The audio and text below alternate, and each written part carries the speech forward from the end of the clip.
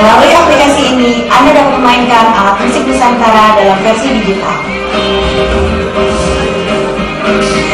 Selajari kekayaan budaya berbagai daerah di Indonesia yang selalu up to date, dari mulai kesenian, alam, pariwisata, kuliner, dan telepon genggam selama pertunjukan berlangsung, dan tidak mengambil gambar dengan menggunakan lampu kilat atau blitz.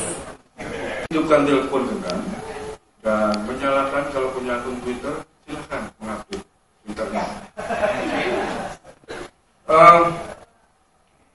Untuk teman-teman yang mau tweetik juga boleh. Buku RISW. Oke, semoga malam ini teman-teman sehat ya, alhamdulillah. Hari ini hari Jumat dan kemacetan alangkah. Silakan fotografer kepala biro foto EP, kelahiran Jogja, lulusan Kecamatan satu alma mater dengan Jokowi, beda angkatan saja, dan sudah lebih dari 15 tahun berprofesi sebagai fotografer. Gitu ya, Mas Indra. Terima kasih. Berikutnya saya panggil Ahmad Zamrun, fotografer pewarta foto dari Korpus Indonesia, kelahiran dari Wonosari, pernah berjualan tiwul dulu katanya, yang panggil ke depan fotografer yang juga membuat RISW, Mas Yuniadi Agung.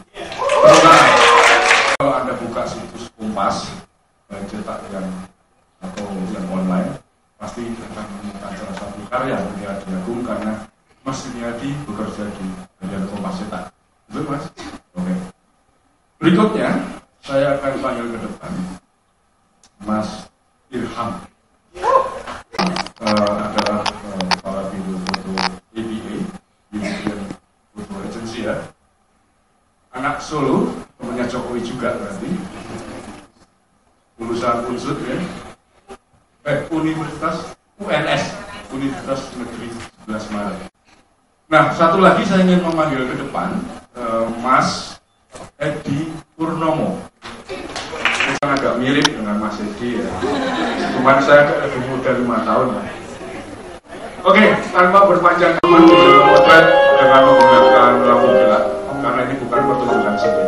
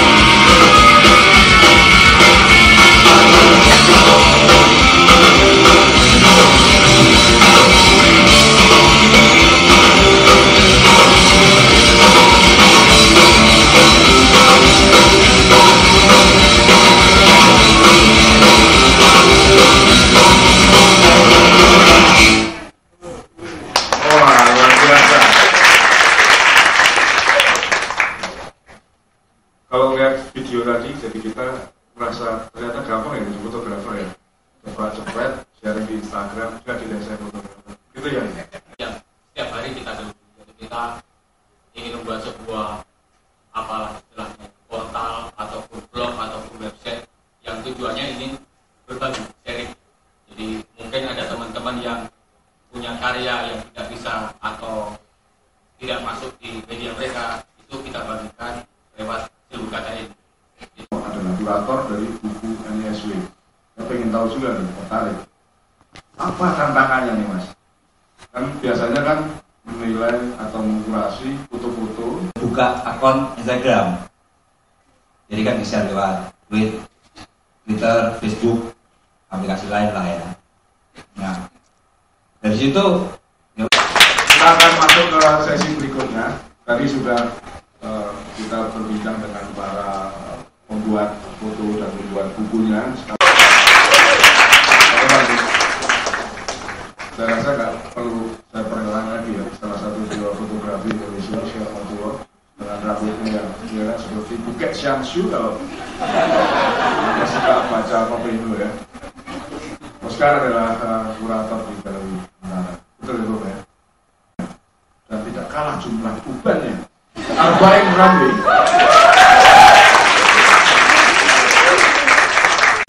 Juga tidak kalah seniornya, bisa dilihat dari jumlah ubannya juga. Beliau Wiharta.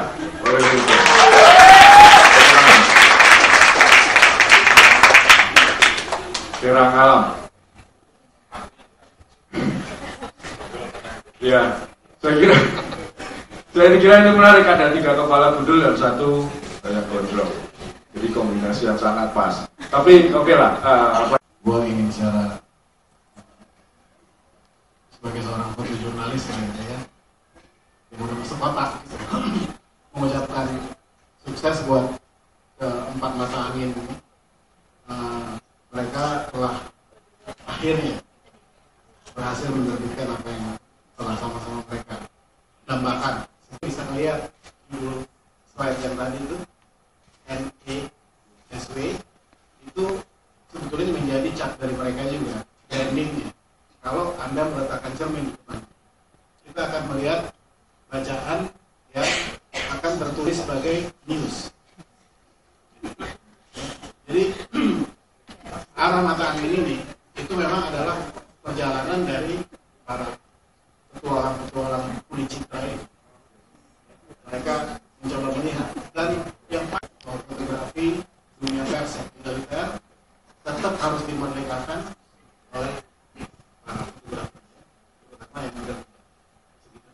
Oke, luar biasa. Istilahnya itu ya, memang beda ya. Karena belum bisa terlepas dari jendela bidik. Kalau Bang Oscar tadi jeruji visual. Susah ngomong apa tuh.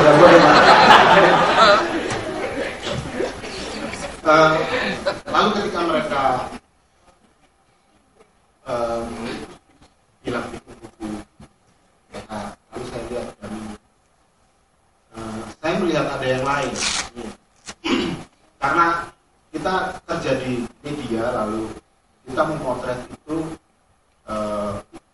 biasanya pada saat apakah ada di kantor atau di lapangan. Artinya itu ada guideline. Lalu ada sebuah batasan yang cukup ketat untuk kita motret. Yang ini nggak boleh, yang itu nggak boleh. Ketika saya melihat ini, lalu saya melihat, oh ini mereka mencoba keluar dari itu, Dari jeruji visual tadi ya. kebiasaan mereka. Tapi ternyata kalau saya lihat nggak semua bisa keluar. Jadi saya setuju sama Oscar. Masih ada yang terpenjara gitu. Masih nggak bebas gitu. Tapi it's okay lah. Saya pikir usaha mereka bagus. Karena buat saya juga main Instagram. Sekarang kan eranya Raisa, Iya. mau dia juga bisa kan? Dulu setiap lagu harus memasuki label dulu baru dia keluar. Oke. Sekarang ada bermacam-macam aplikasi yang ketika orang nyanyi dia bisa langsung Publikasikan. di YouTube, di SoundCloud, foto seperti itu. Oke. Semua seperti lagu itu sifatnya cuma telling story, foto lagu. Nah, Instagram ini salah satu bentuk media untuk telling story. Oke.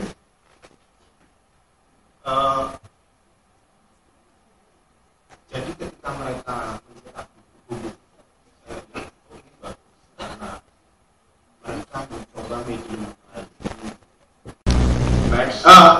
nggak apa-apa.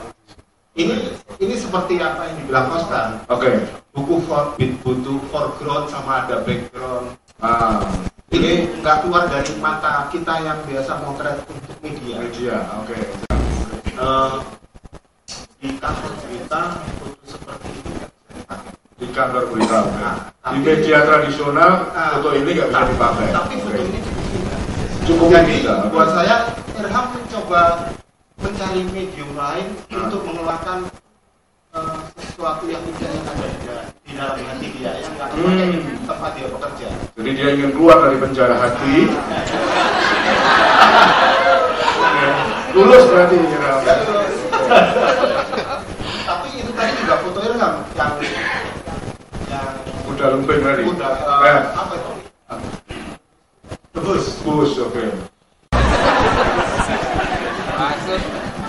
Ini gimana ini? Ini fotonya Bita ini. Tapi saya nggak yakin soalnya setahu saya dia itu gemuk tapi itu nggak ada. Mungkin kita yang sebelah kanan ini. Mungkin.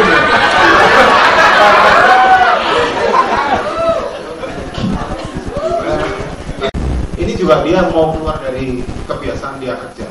Sebenarnya ada banyak buat saya mungkin kita maksudnya berhasil bukan membuat buku ya, tapi apa yang saya harapkan berhasil seperti apa yang saya harapkan. Ya mereka keluar dari panduan editorial yang biasa mereka lakukan di kantor. Ya, aku nggak ada juga. Ini Roni. Oh ini aku. Nah ini aku. Ini nggak laku di Kompas pasti. Ini pasti nggak akan dimuat di Kompas. Betul. Editornya udah bilang. Oh tapi di print foto kan?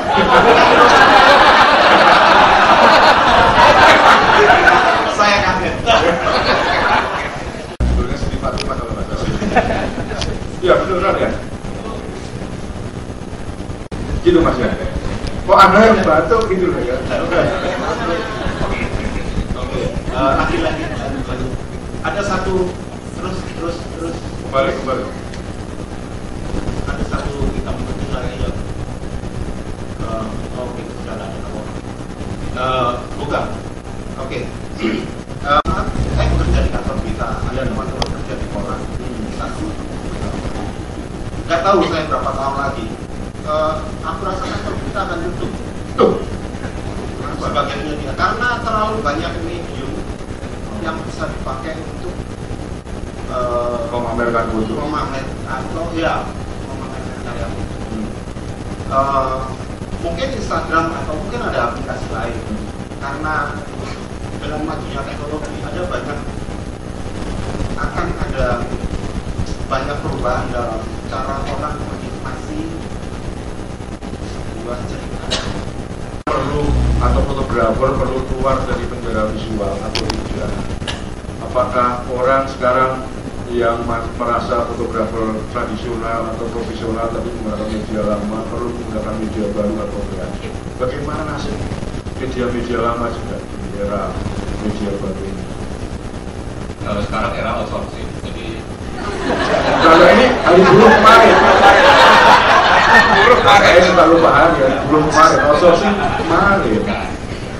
trennya sekarang tuh semuanya outsourcing. Dan dari skala kecil, mungkin itu bisa satu foto beberapa media mulai outsourcing. Jadi mereka tidak menggaji fotografer lagi, mengandalkan itu suatu fakta yang kami sendiri beberapa media di Amerika, di Swedia, di Denmark, hire foto kalau dia sakit sampai kan, itu juga masa bayar. Jadi itu gejala yang fakta yang nggak bisa dihindari ya. Mau dimulai apapun suatu ketika masa depan memang outsourcing foto. Per 2011, 2008 saya udah pakai foto headline Kompas pakai dari handphone. 2008 saya pernah pakai foto headline Kompas pakai foto kecelakaan. Intinya gini. Waktu itu lo pernah dapat fotonya baik sendiri atau orang lain? Oh iya.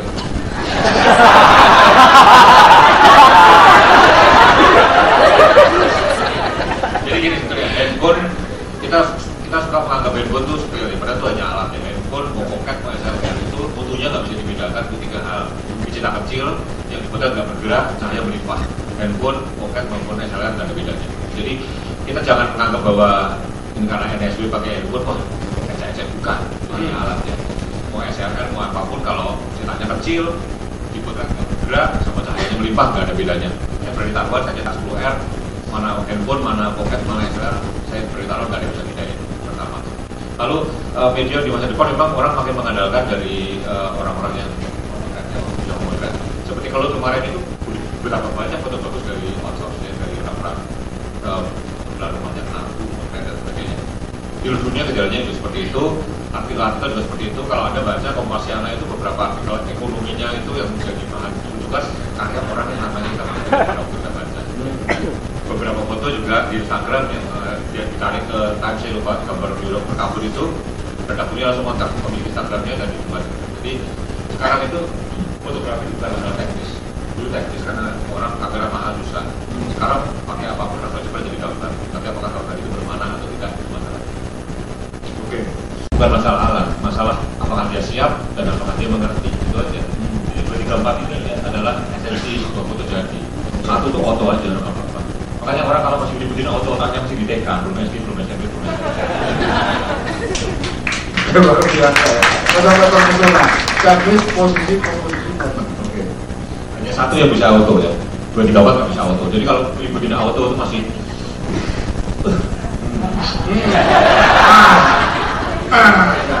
Oke. Nah terus tadi kalau semua orang di dunia timur itu gengsinya gede. Sebenarnya koran-koran cetak udah bisa tutup dari mana-mana. tapi nggak bisa buat karena dia gengsi, ya, maka dia coba ambil bimbingin si online. Semua koran-koran media-media barat juga melakukan itu kita apa coba kayak mulai ukurannya kecil-kecil ya, terus ntar yang ekstraknya dimasukin ke majalahnya yang sudah biasa-biasa aja dimasukin ke online. Jadi mereka sekarang tinggal alasan ekonomi untuk menghidupkan itu.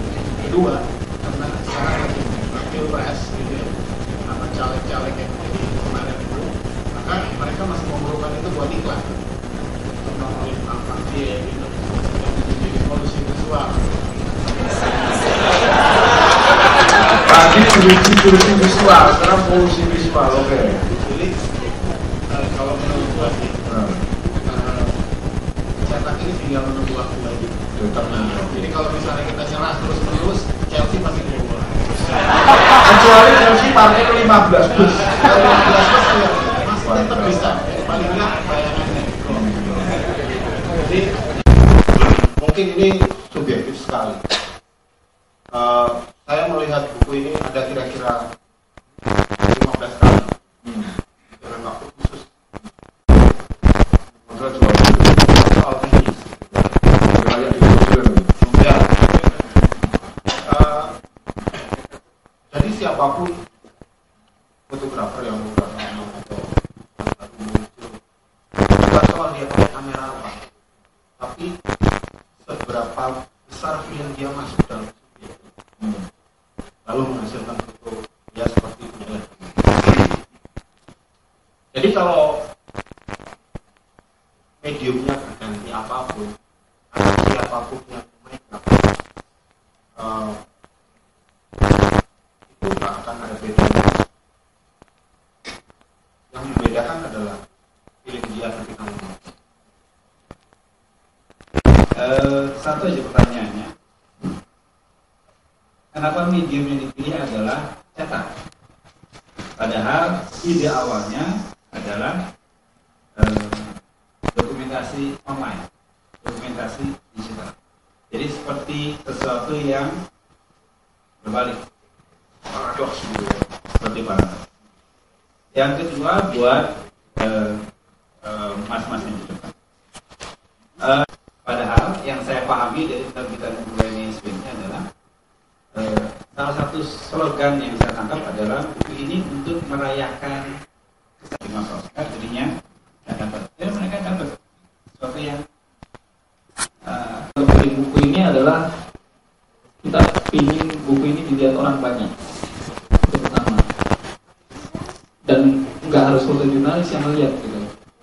Tujuan kita adalah kita ingin sedikit berbagi dan mengedukasi masyarakat umum, sehingga fotografer itu akhirnya dihargai dan diapresiasi.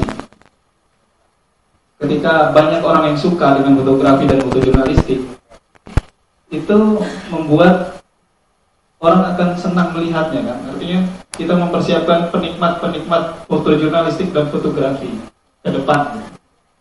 Ketika orang banyak yang senang, ketika orang banyak yang menghargai fotojurnalistik itu, maka fotojurnalistik dan fotografi itu akan hidup, akan dinamis, akan semakin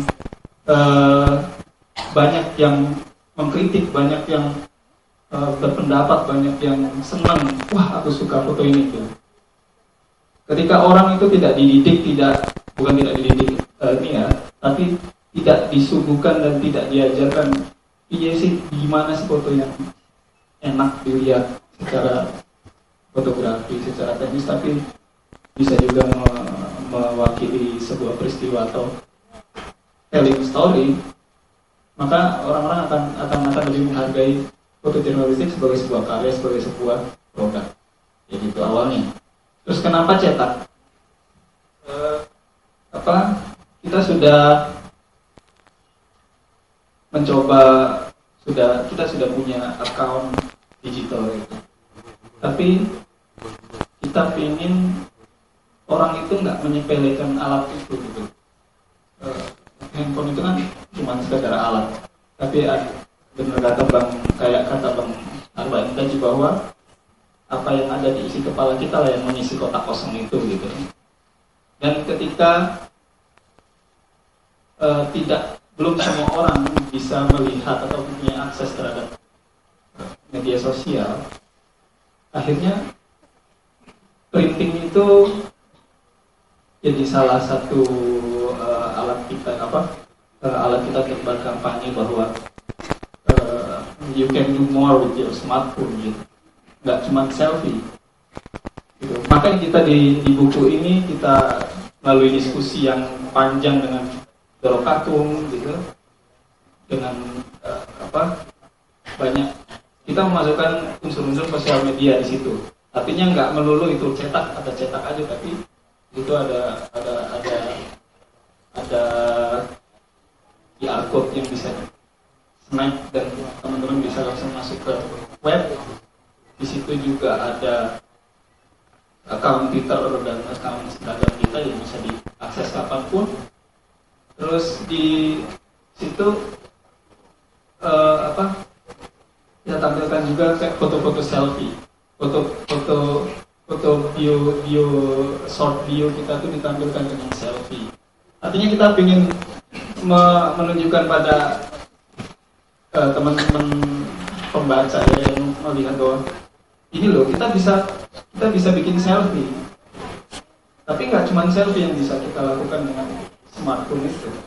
You can do more, you can tell a story with this. Itu cuma sekedar alat yang kecil tapi bisa melakukan banyak hal. Dalam bentuk digital, saya pengen tahu ini gimana sih kalau kita balikin ke zaman dulu, kita bisa pegang fotonya, bisa pegang cetakannya, terus kita lihat itu apakah filmnya beda atau enggak. Itu saya sih berangkat dari keinginan taman. Terus yang kedua, buat saya itu ada harapan di situ dalam kenapa kita cetak, bukan dalam bentuk PDF misalnya yang bisa di-download orang bayar, beli, download. Ada harapan di situ buat saya bahwa karya-karya kami itu bisa lebih permanen dan dinikmati lebih banyak orang. Dari 6 penanya tadi, siapa yang terbaik dan layak mendapat hadiah buku? Rifki, Mas Rifki dari Bule. Oke, tepuk tangan. Boleh ke depan, Mas?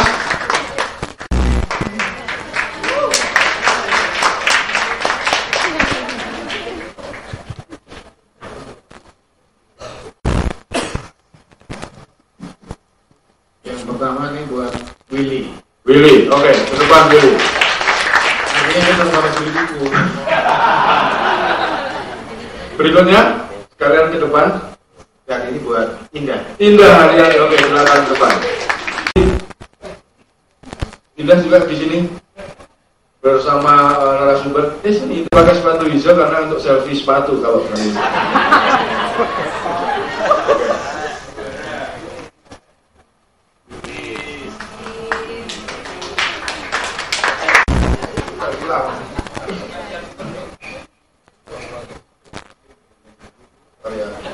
Yang pertama yang berhak mendapatkan hadiah pertama akun Twitternya adalah @kalamera31 udah Bayanti. Yang pertama Kalamera31. Kalamera 31. Nama aslinya Uda Mayanti. Masih ada nggak?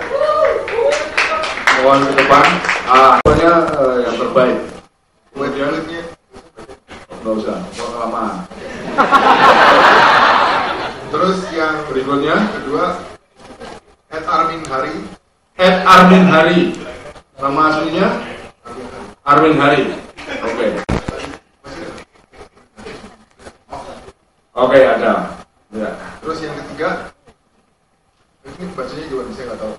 Sebut namanya aja ya. Ya. Anissa Nuraida. Nama asli Anissa Nuraida. Nama akun Twitternya coba. Ain susah masih Ini sebenarnya ini tweet lucu. Tweet lucu, oke. Cuma sayangnya nggak bisa ditampilkan. Nama akunnya Zul Khalid. Zul Khalid mana dari Indonesia, masih ada nggak? Nama aslinya Putra Manggala, akun Twitternya Putra Toket. Putra Roket, sorry. Putra Roket. Terlalu kecil. Oke, silakan Mas Putra. Roketnya.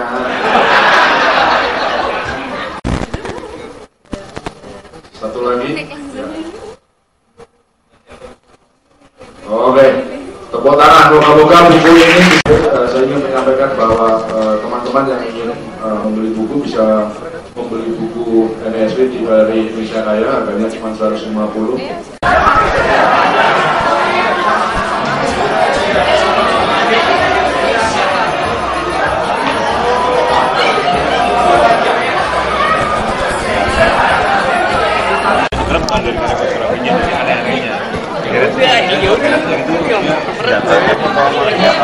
Terus dia merasa anjing juga.